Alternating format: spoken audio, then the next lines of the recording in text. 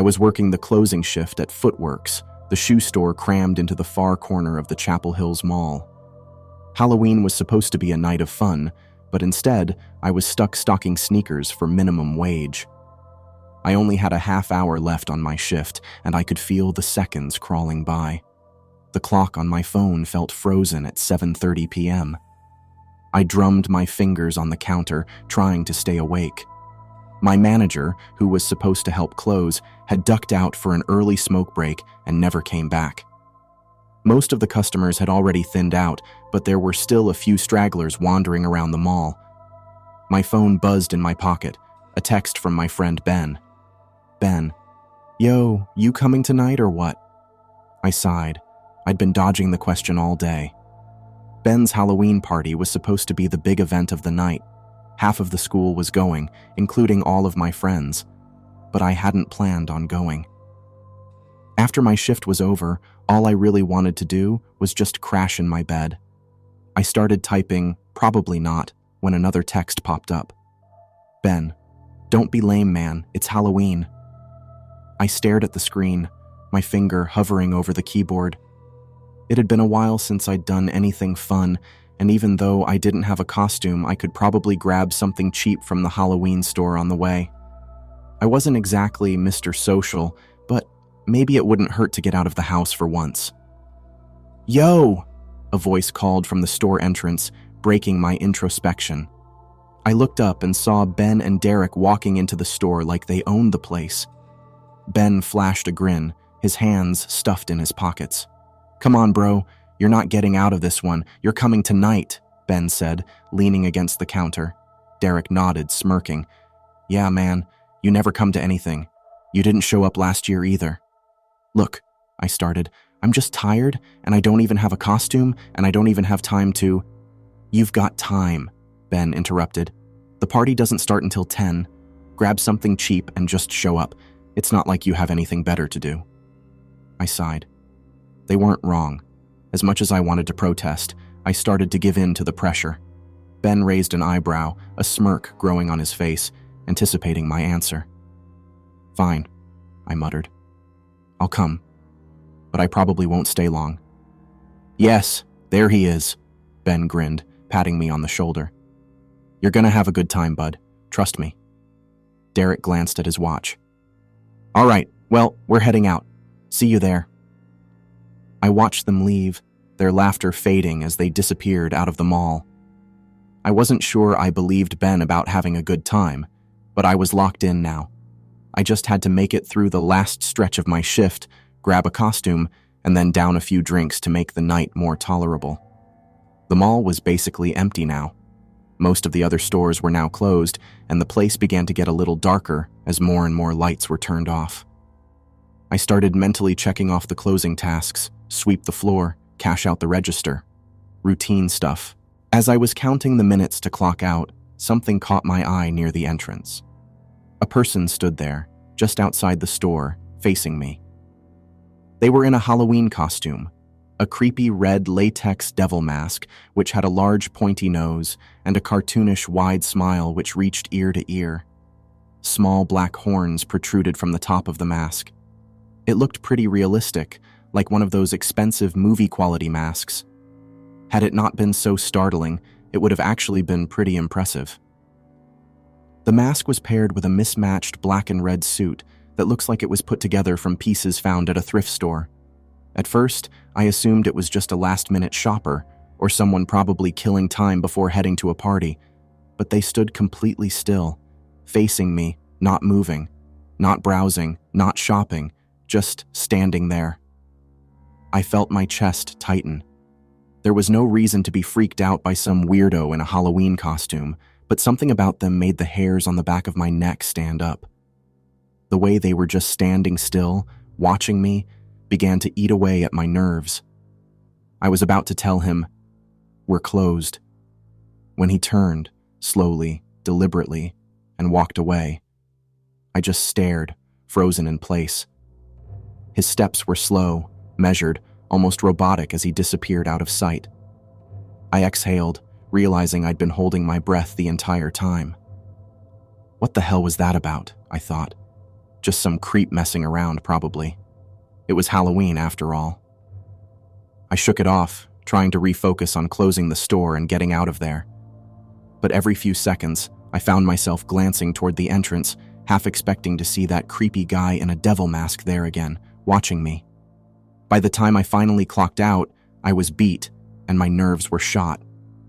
I made my way out of the now empty mall toward my car, checking behind my shoulder every few seconds.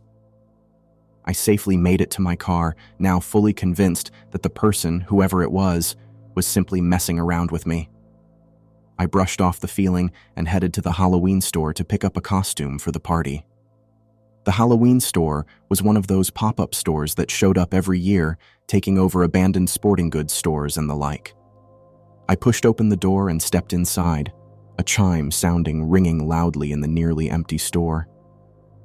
The place was a mess. Shelves were mostly empty now, and decorations were scattered all the floor, with a few straggling shoppers picking over the scraps. The sound of Halloween music played faintly through the speakers.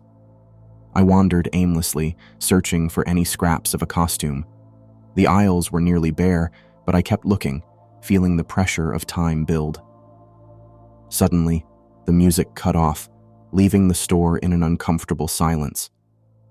I knew I didn't have much time before they closed, so I hurried, eyes darting over the shelves. The door chimed again. Someone else had come in, but I didn't bother to look. I was too focused. At the end of one aisle, I found a small rack with cheap knockoff masks of famous movie killers. I grabbed a plastic Jason-style mask headed for the register, rushing to get out. As I turned the corner, my heart lurched. There he was, the man in the devil mask.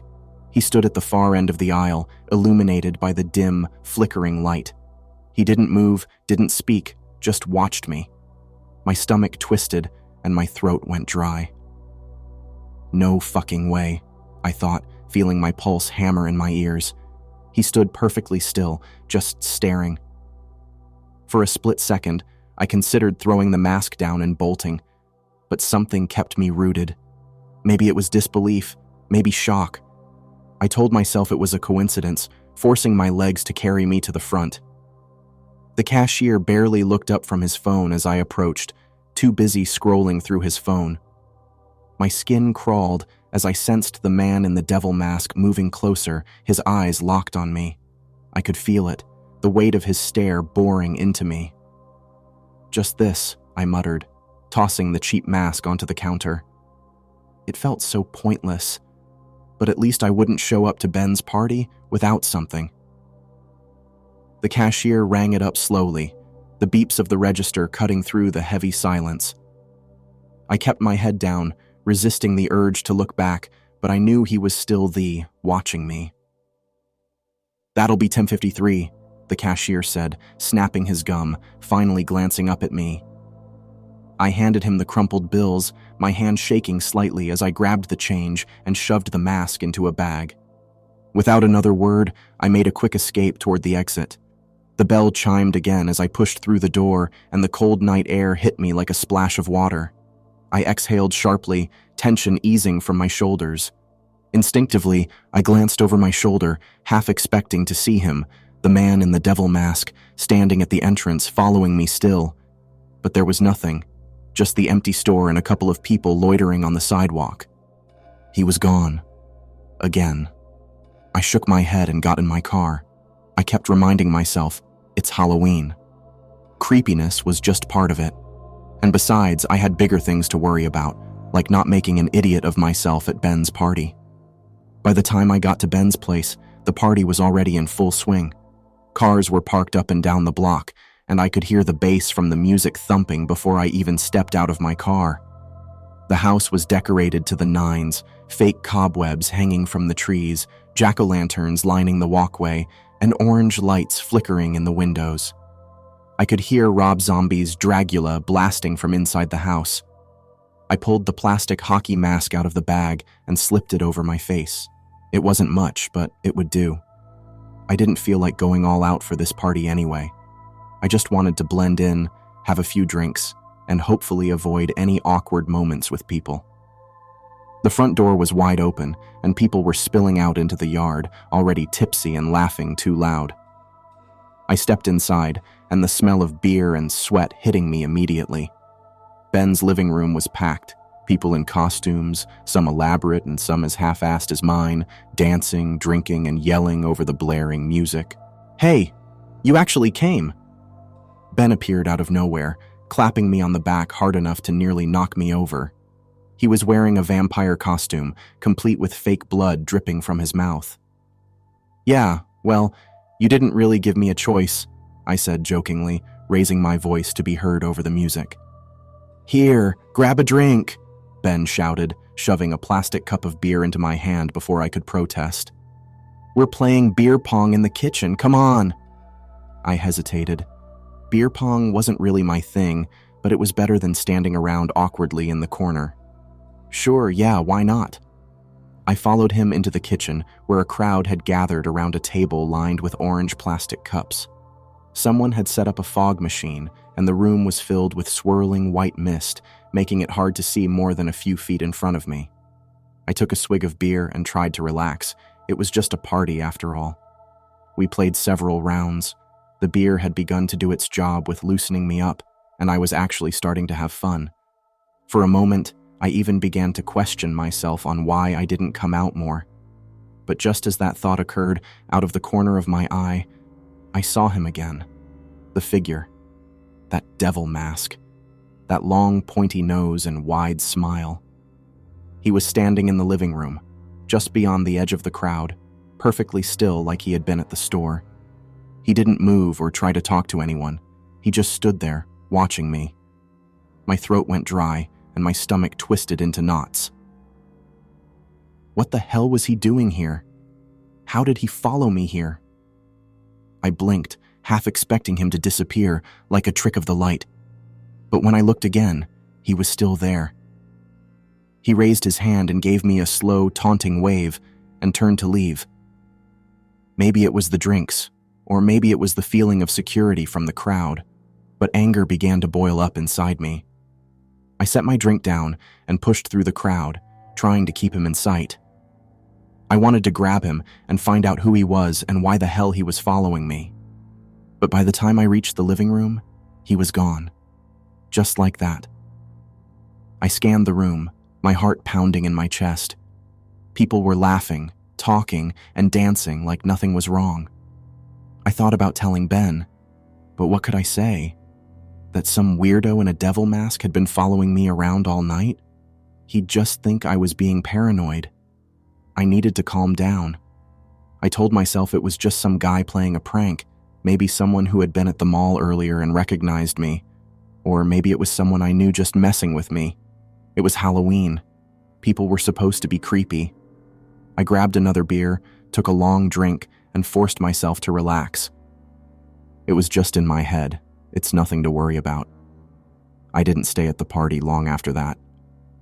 After a couple more beers and some awkward small talk, I made my excuses and slipped out. I just wasn't in the mood anymore. All I could think about was that guy. Every time I turned around, I expected to see him and his devil mask, standing there just watching. It was a relief to get back to my car and leave the noise and chaos behind. The streets were quiet as I drove home, the occasional group of teenagers in costumes still wandering the sidewalks. My parents' house was only a few blocks away, and when I pulled into the driveway, everything seemed peaceful. The porch light was on, and the pumpkins were lit on the front porch. I parked and walked up the front steps, fumbling with my keys as I unlocked the door. The quiet was almost comforting after the noise of the party. I stepped inside, closing the door softly behind me. "Mom? Dad?" I called out, but there was no answer. They had probably gone to bed already. I flipped on the hallway light and headed for the stairs, planning to just crash in my room and forget about the whole night. But something stopped me. A sound. A drip. A slow, steady drip. Not the drip of a sink. A heavier, thicker drip. Slowly, I made my way toward the sound in the direction of the kitchen. My breath caught in my throat as my eyes scanned around the house. As I got closer to the kitchen, the sound got louder, and there was something else. A smell, an odd smell, almost like copper, thick in the air. I rounded the corner into the kitchen when I saw the outline of something. Not something. Someone. I froze, my blood turning to ice. It was my dad. He was sitting at the kitchen table, and so was my mom. Only something was wrong. They were sitting at the table side by side, like they had been waiting for me. But there was something horribly wrong, so wrong that it took my brain a moment to catch up with what my eyes were seeing. Their heads were gone. The jagged red stumps of their necks were all that remained, blood streaking down their clothes, pooling onto the floor. The table, once warm and familiar, was now soaked in it. My stomach lurched, but I couldn't tear my eyes away. I stood frozen, in shock, every muscle locked in place as my brain struggled to process the nightmare in front of me. At first, I wasn't able to comprehend if what I was seeing was real or some twisted hallucination. And then, I saw him. The man, the devil, was standing in the corner, almost blending into the shadows. He was big, much bigger up close, and his posture was unnervingly calm. In each hand, he held a head, their heads, by the hair, the thick strands twisted around his fingers. In his hands, I saw the source of the sound. Blood dripped from their severed heads, landing on the tile floor with a soft, rhythmic plip. Plip, plip. The sound was horrible, and for a moment all I could hear was the sound of the dripping and my own heartbeat.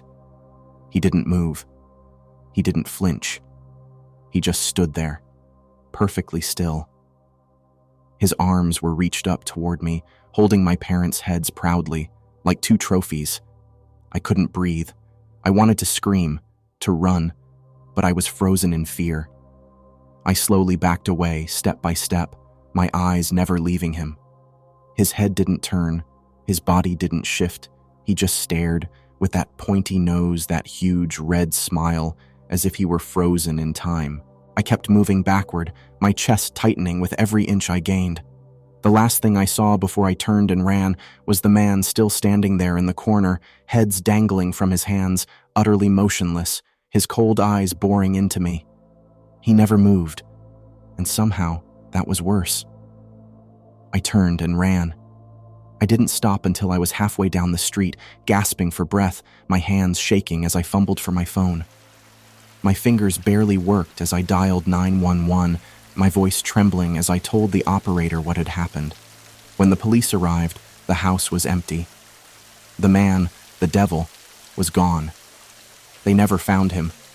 The police chalked it up to some kind of gruesome home invasion. But I knew the truth. He had been following me the whole night, maybe longer, watching, waiting for the perfect moment. He had wanted me to see, to know. He chose me for some reason.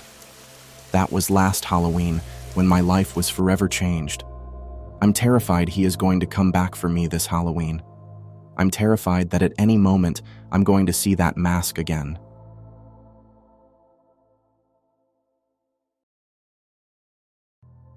It was my first Halloween on Hamby Street, and I was raring to go. I had just moved to the neighborhood the week before, and I was hoping to meet some of the kids on the street as I filled my bag with treats. Mom hadn't set out to move this close to Halloween, but when your dad decides he needs the house for his mistress and her kids, you have to pick up and go pretty quickly. The court had made him buy Mom out of half the house, but that wasn't too difficult for him. We had found a very nice house on Hamby Street, a street packed with families and little crackerbox houses, but unpacking hadn't left me a lot of time to make friends. Now, standing on the front stoop in my homemade ghost costume, I was ready to find some friends. The costume had been last minute. My mom had honestly forgotten about it in the move, and when I had reminded her an hour ago, she had realized there was no time to buy one. Hunting around, she found some old sheets and cut a couple of eye holes in one to make a classic ghost costume. It looked kind of lame next to the superheroes and cartoon characters that were tromping up and down the street, but I liked it. It reminded me of Charlie Brown from the storybook I had on my bookcase, and as I set out, I wondered if someone might actually give me a rock. I didn't get a rock, but I did get a lot of looks from those around me.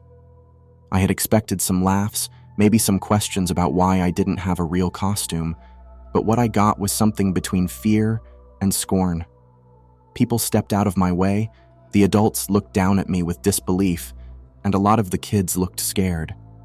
I had to look at the front of the sheet a couple of times to make sure they weren't stained or something. No one wanted to talk to me. Most of the children turned away from me, and the people at the houses refused to give me candy. They slammed the door in my face almost immediately, some of them telling me that I should be ashamed of myself before doing it. That's how I came to be sitting on the sidewalk, trying not to cry, and wondering why I had bothered to come out at all. I had met no one. I had made 0 friends, and I felt like I should have just gone home an hour ago. So when the group of other kids in ghost costumes walked down the street, they were pretty easy to spot.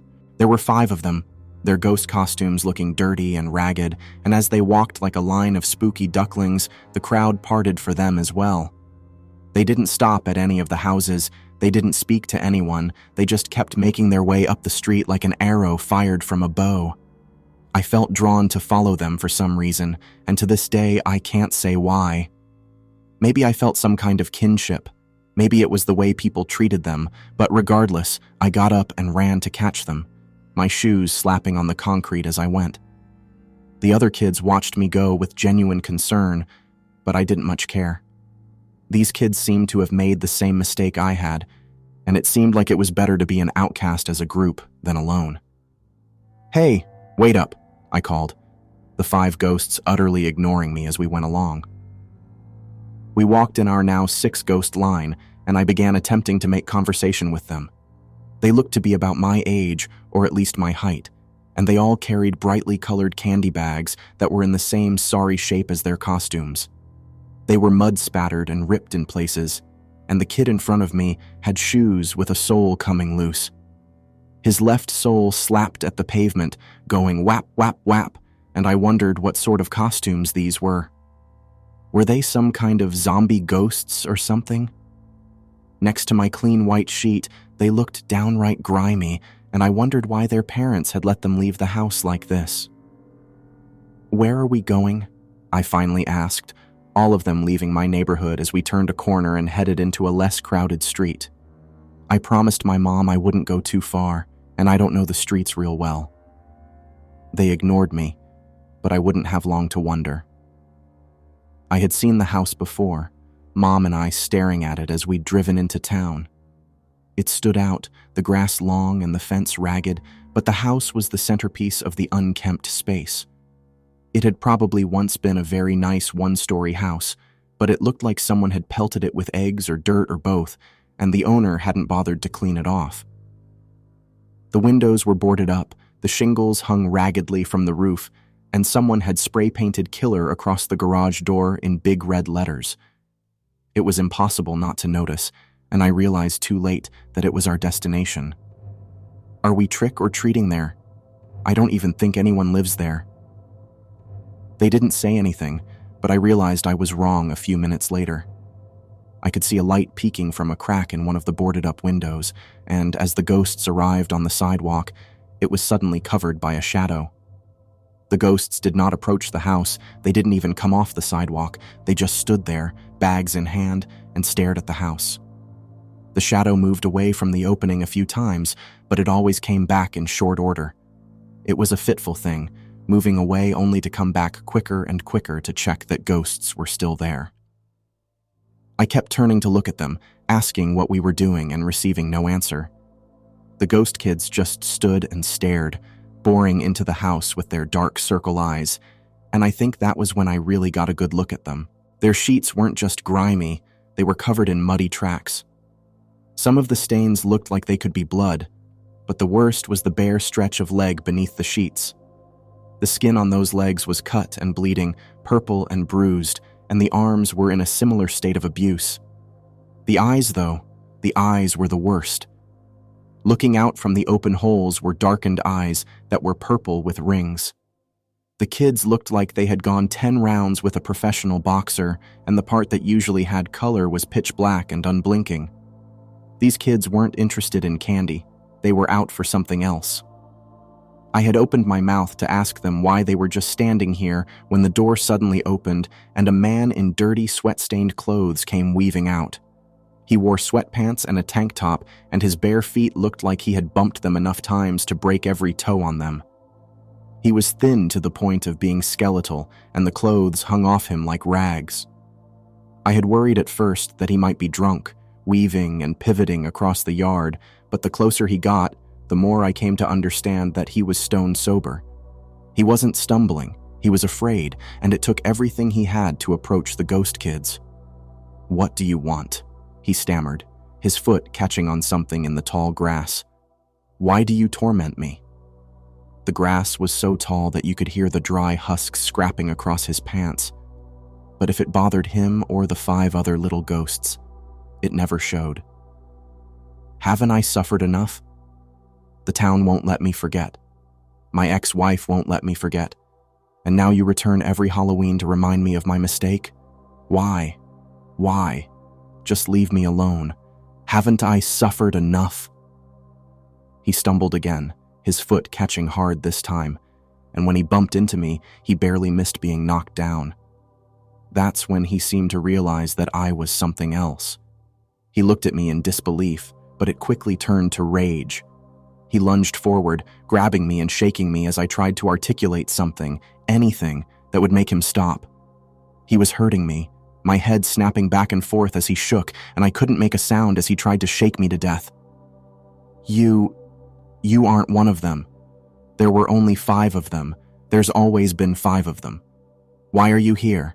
Why are you tormenting me? Why are you—" Something hit him in the face, and he fell back in the grass and clutched at his cheek. Something wet and sticky rolled down his neck, and I had a moment of fear as I wondered if it might be his eye. It wasn't. I saw that when he pulled his hand away, but when the second one hit him, I saw it was an egg as a third and a fourth joined them. "Get off him, you killer. Haven't you killed enough kids already?" I turned to see 3 kids on the opposite sidewalk, a carton of eggs between their feet and their hands already throwing more. The man scuttled backward, shielding his face as he went and disappeared into the grass as more eggs came pelting in. I heard the crunch of old weeds that was followed by the slam of a door, and when I heard sneakers coming toward me, I put a hand up in case the eggs came flying my way. "You okay, kid?" I looked up to find a Power Ranger, the red one, extending a hand to help me up. That was Ryan, someone who would later become my best friend over the next few days. "Yeah," I said, accepting the hand up. I looked over at where the other ghosts had been, but they were all gone. I suppose they had gotten what they'd come for. "Whoa, let me help you with that," he said, taking the sheet off and folding it a little as he draped it around me. After a few minutes of fussing with it, his friends coming over to help, he had made a halfway decent toga out of it. His friends, soon to be my friends too, Rob and Patrick, agreed that it looked a lot better, though it clashed with their Power Ranger costumes badly. "You're the kid that just moved in on Hamby, right?" Ryan asked. "I'm Ryan. This is Patrick and Robert." "Just Rob," he insisted as he waved. They invited me to come with them, chucking another dozen or so eggs at the house the man had scuttled back into. They didn't seem angry about it. They did it like it was an expected chore and almost seemed bored. They left the trash in the yard before picking up their bikes and walking back the way I'd come towards the happy sounds of our active street. "Why did you guys egg his house anyway?" I asked, the 4 of us passing more kids on their way with eggs. "Did he do something to you?" I had expected them to laugh or maybe act proud of what they had done, but they just shrugged. It was a look I sometimes saw on people who were voting or going about volunteer work, bored but certain of their actions, and it was something that was hard to make sense of at the age of 10. "We egg his house every year, everyone does. No one likes Horace Jenkins, but especially not on Halloween." "Why?" I asked, still confused. "The same reason I bet no one has given you candy. No one wears ghost costumes, not after what he did." "But what did he do?" I said, starting to get aggravated. Ryan turned like he was going to yell at me for being stupid, but seemed to remember I was new. It was probably about 15 years ago, way before we were born. Horace Jenkins was the owner of some company, something that was doing well around here, but it didn't make people like him. Horace Jenkins, from what my dad says, was a mean man. He didn't treat people right, he was rude, he didn't support the community. But he was rich, so people let him stay. On Halloween night, about 15 years ago, he was coming home drunk from a party he'd been at with a rich friend of his, and he ran over 5 kids in ghost costumes. It was all over the news. People knew he did it, but he got some hotshot lawyer who got him out without jail time. They claimed the kids had been running across the road, they claimed Horace hadn't actually been drunk, and they cast a lot of doubt and made a lot of deals, at least that's what Dad says. Afterward, Horace tried to pay the families off, but they wouldn't take the money. No one in town would take his money, no one would work for his company, and he lost all his money when his wife left him. She took his house, his cars, his kids, and he was left with that little house and not much else. The people here let him live in that house, but they let him know that we haven't forgotten. After the accident, it was considered kind of disrespectful to wear ghost costumes anymore. That's why no one does it. They didn't know you were the new kid on the block. They just thought you were being mean. Now you know better, eh, Caesar? Caesar became my nickname after that, and my makeshift toga got me a lot of candy before the streetlights went out. I spent some time afterward trading candy with my new friends and promising to see them at school the next day. I still live in that town, some 20 years later, and it's still considered a tradition to go egg Horace Jenkins' house. He's still alive, an old codger of 79, and I've realized that the town keeps him around as a warning. Working for the bank, I have come to find out that Horace Jenkins has no money, no assets, not a penny to his name, but his taxes are paid, his power and water bills are paid, and food is left on his doorstep once a week to sustain him. It's nothing gourmet, the basics are good enough for him, but it keeps him alive and living in a house that is slowly rotting around him. Once a year, someone cuts the grass.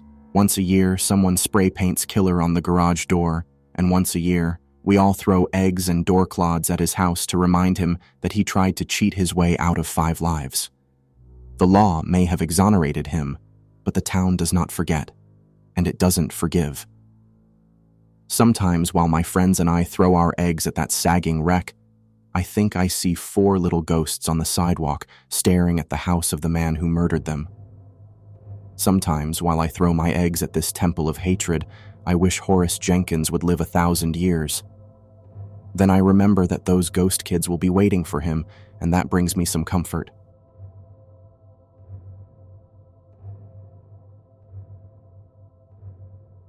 When I was 12 years old, I was gearing up for an awesome Halloween out with my friends. At that time, it was still relatively safe for kids to go combing neighborhoods in search of candy and treats without a lot of parental supervision. Times have certainly changed now, but after this incident, I'm not sure I'd ever want my kids out alone at night, especially on Halloween. Cider Mill Road was long and scattered with a lot of houses. It was an area that was kind of known to be spooky, mainly because there was an old house at the end which had lots of swirling ghost stories. I had heard many childhood whispers and legends. It was an apple orchard years ago, and the slaves had been brutally murdered. The original owner had hung himself at the top of the staircase. There were so many stories, but all the town kids were enamored by the house. We would ride bikes by the house in hopes of catching a glimpse into its history. We were all certain it was filled with all sorts of paranormal delights. After trick-or-treating for several hours and almost reaching the end of Cider Mill Road, a friend suggested we go knock on the door of the house and see if anyone answered. We knew an old woman lived there by the last name of Murphy.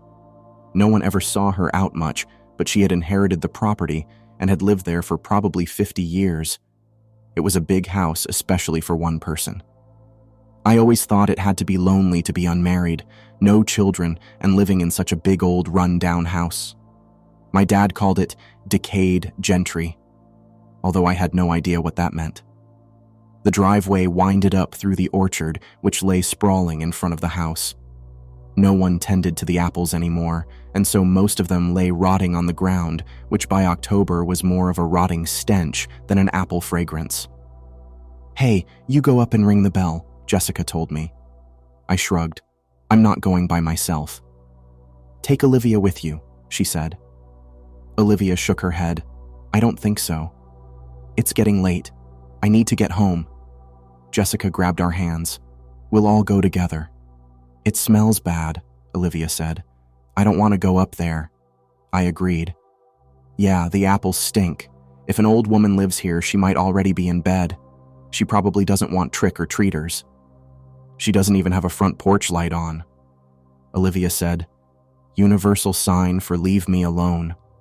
"You guys are such chickens. Come on, it's Halloween. Let's just do this, and then when we go to school on Monday and tell everyone what happened, we'll be the coolest kids in class." Much to my dismay, we were being led further up the dark gravel driveway to the dilapidated mansion at the top of the hill.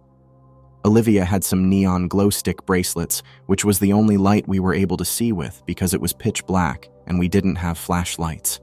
It had been a fairly cloudy night, although it was almost a full moon. We had only had glimpses of moonlight the entire night. None of us thought ahead to bring any light sources. When we reached the top of the hill where the house was positioned, I got a cold chill. I was shaking. I don't know if it was the temperature outside or the fact that I was frightened, but my teeth were slightly chattering. The three of us approached the house and climbed up onto the porch. Jessica pushed me forward. "Ring the doorbell." She was whispering. "I don't to ring the bell," I said. She pushed me again. "Just do it." I stepped forward. My eyes had began to adjust to the darkness, and I could see the door in front of me with elaborate stand glass. Although my hand was shaking, I reached for the bell. I pressed it. Immediately, Jessica and Olivia start giggling and screaming. They take off running, leaving me standing on the porch. I heard a noise from inside the house. I darted off the porch. I tripped over my witch's dress and fell face first on the grass. My pumpkin-shaped bucket filled with candy spilled onto the ground, but I was too scared to bother with it. I threw the bucket down, trying to see my way to the drive, but it was dark. I could hear the girls giggling in the distance somewhere ahead of me. "Those bitches," I mumbled under my breath. My feet hit the gravel on the road. My heart was pounding. Why was I so scared?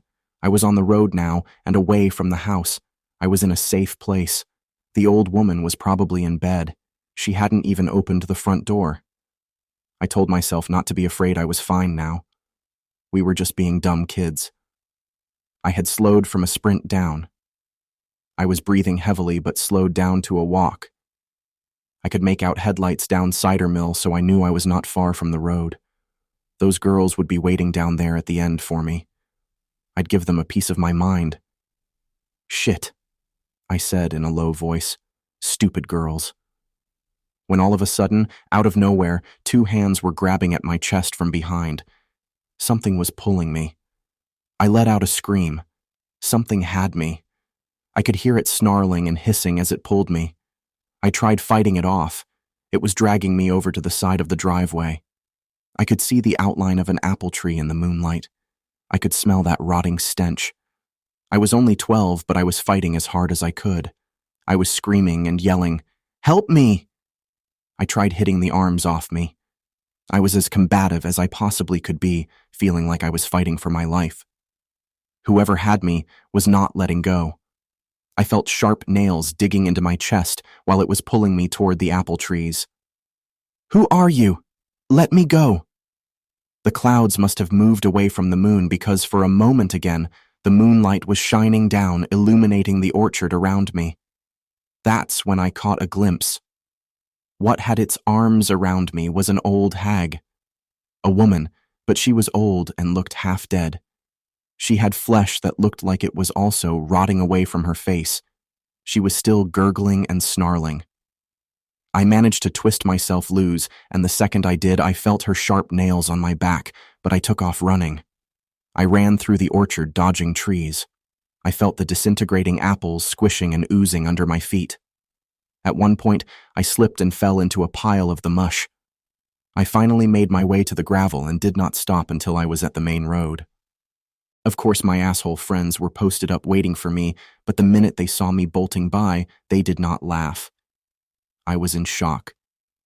Somehow, we managed to get to a neighbor's house where the person called my parents to come pick me up.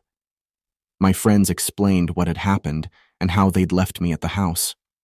I had scratch marks on both my chest and back from the incident. My parents decided we needed to call the police and make a report. The cops thought it was probably just a Halloween prank, probably some teenagers trying to scare me. We ended up getting a huge lecture from the cop and our parents. The next day was a Sunday. I was still really terrified about what had happened and was adamant it was not just some teenage kids messing with us. I kept telling my parents over and over that it was something else. My mom finally told me it was enough and over with, and we didn't need to rehash it again. By early evening, I had settled into being a bit calmer about the whole thing when the phone rang. My dad answered, and after a few minutes of, "Yes, I see, and I understand," he came into the den where I was piled up watching television. My mom was sitting her chair reading a book. She looked up at my dad, who was kind of pale. "What is it, George?" she asked. He looked at us both with astonishment and said, "That was Deputy Richardson from last night. He went over to do a welfare check on Mrs. Murphy after they couldn't reach her last night for questioning. It turns out Mrs. Murphy was dead inside her house the whole time. Apparently, the coroner says he estimates roughly that she probably died back in August. He says they still have no signs of anyone else being at the house last night. The house had not been broken into or anything. The only thing they found outside was your bucket of candy, which was all over the ground, just like you said." "Honey, didn't you say it was an old woman who grabbed you?" Mom asked, horrified.